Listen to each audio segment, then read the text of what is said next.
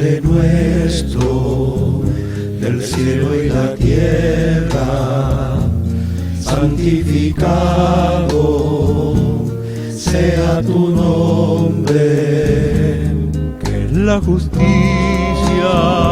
y la paz de tu reino venga a nosotros ahora ya.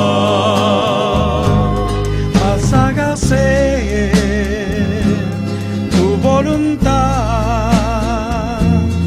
así en la tierra como en el cielo, como en el cielo. Que no falte en cada mesa de mis hermanos el pan diario. Enséñanos a perdonar y límpianos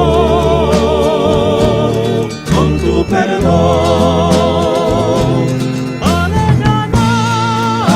Aléjanos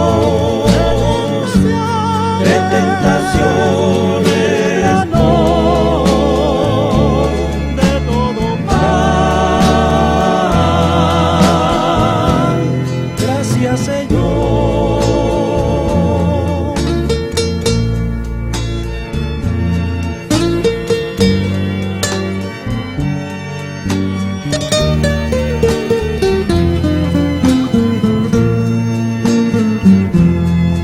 Que no falte en cada mesa de mis hermanos el pan diario.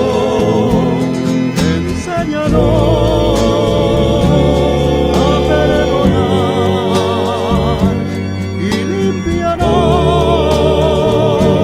con tu perdón. Aléjanos de tentaciones, de todo mal. Gracias, Señor.